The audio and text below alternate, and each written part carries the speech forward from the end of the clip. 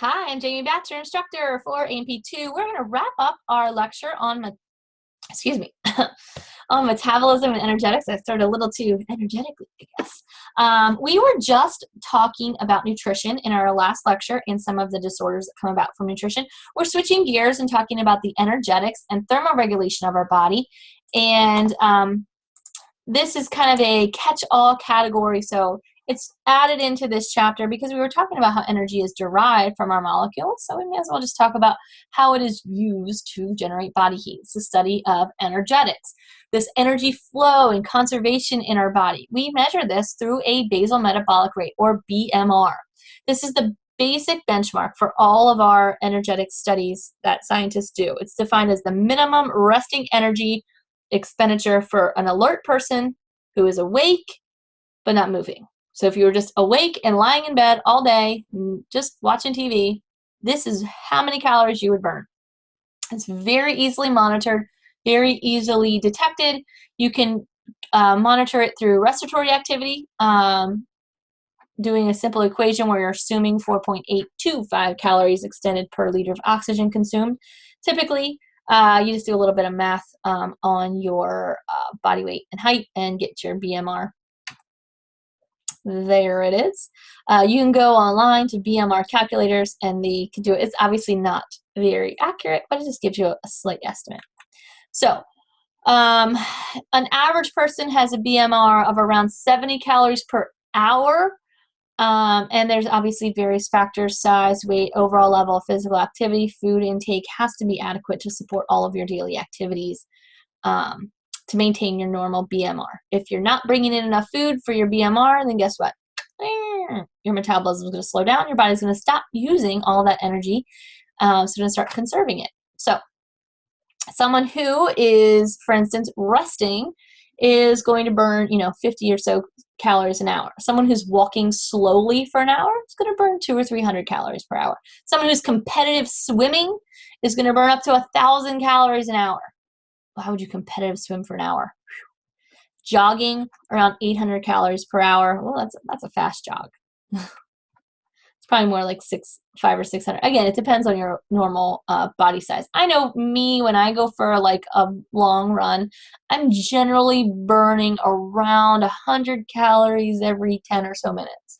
So that would be about 600 calories for an hour. So let's talk about thermoregulation. Thermoregulation is actually controlling your body temperature.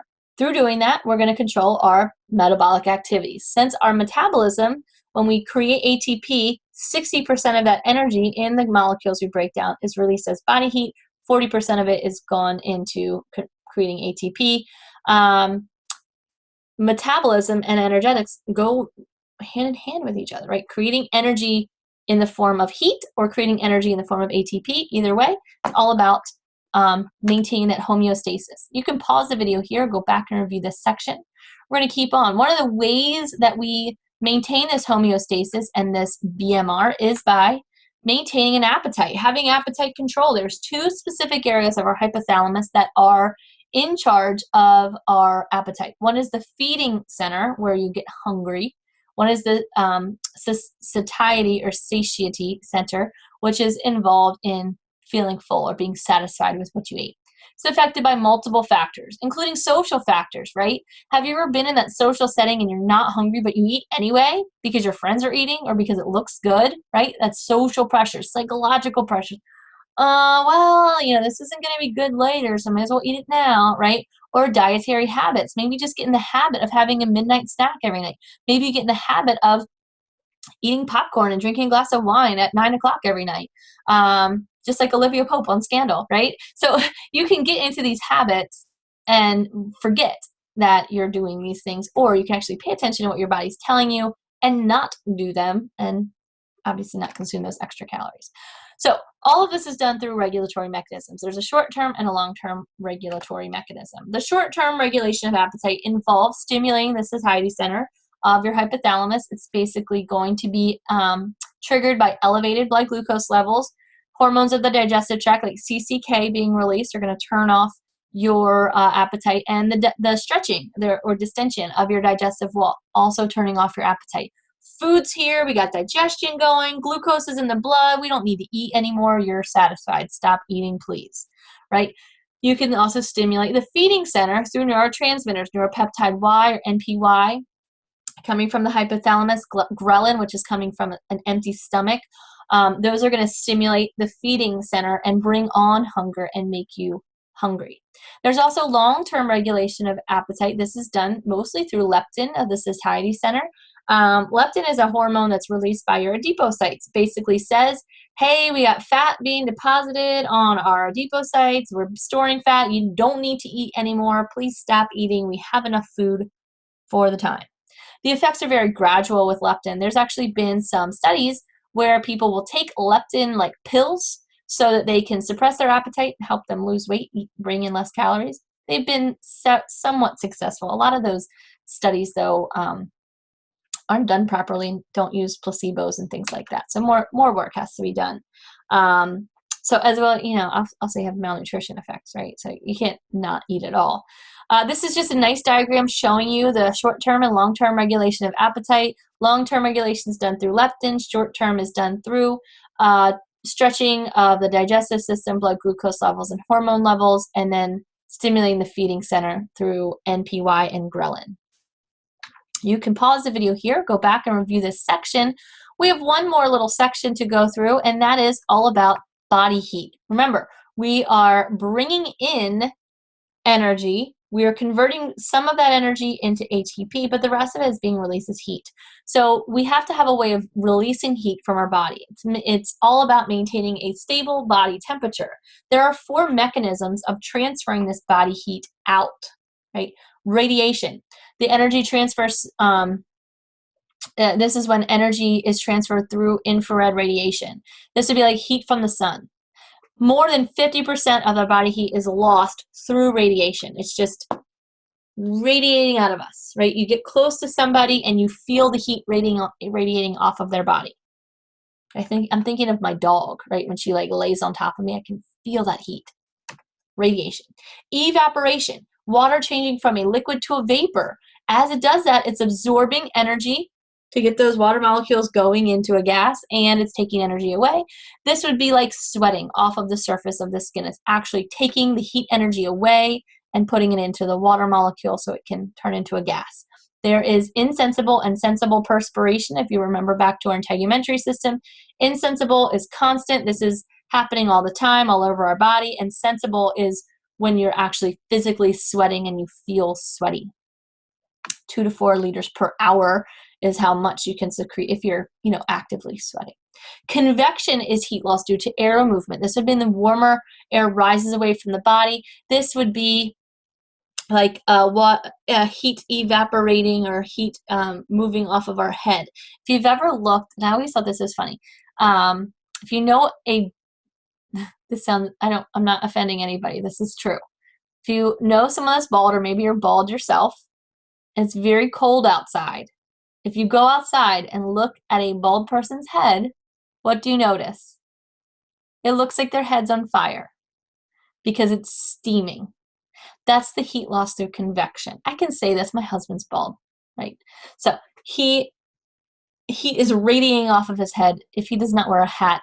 Sometimes even when he does wear a hat, when it's really, really cold, you can see heat literally coming off of his head. It looks like his head's on fire. This is some of our body heat loss done through convection. There's also conduction. This is through physical contact.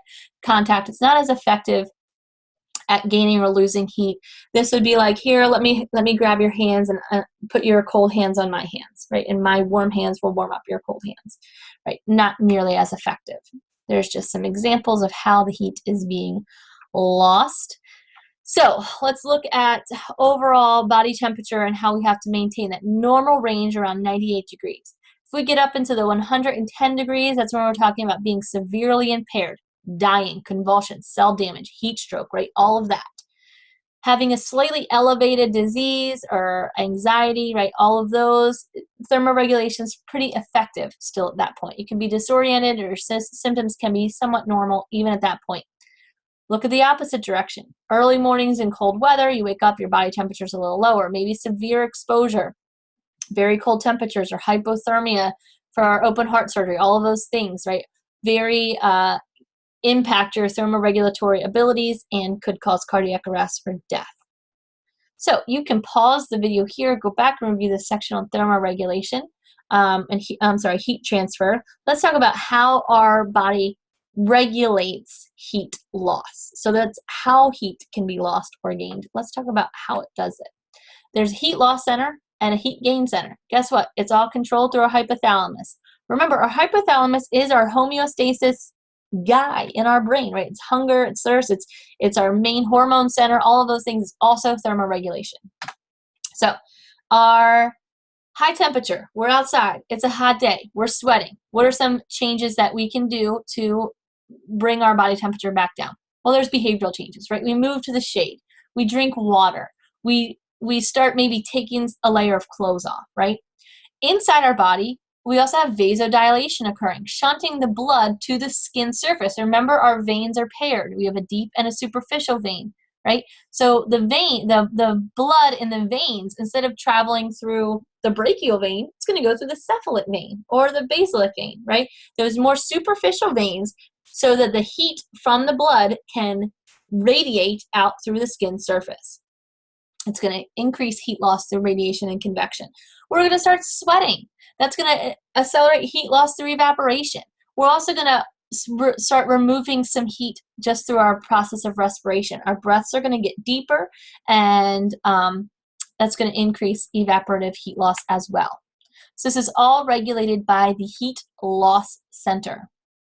When we have a low body temperature, we have a non-shivering thermogenesis and shivering thermogenesis. Non-shivering thermogenesis is one of the first things that happen. This is when epinephrine and thyroid hormones are just going to increase to get our metabolism back up, start creating more body heat, so to speak. Then we start getting into shivering thermogenesis. This is when you actually increase your muscle tone and you're physically shivering and shaking. You increase to the point of those involuntary shivers. This can increase heat production up to 400%. Why? Because as those sarcomeres are contracting through shivering your skeletal muscles, you're releasing heat because of friction. So during low temperature, your body's going to conserve body heat. It's going to constrict those vessels near the body surface. Remember, during heat loss times, those vessels are going to dilate, try to evaporate and radiate that heat out of the surface. Well, during the opposite times, we're going to conserve, so the blood's going to flow through that brachial vein instead of the basilic and cephalic. It's going to reduce heat loss. We're also going to do a countercurrent exchange of heat. So because the venous blood, which, just follow me here, right?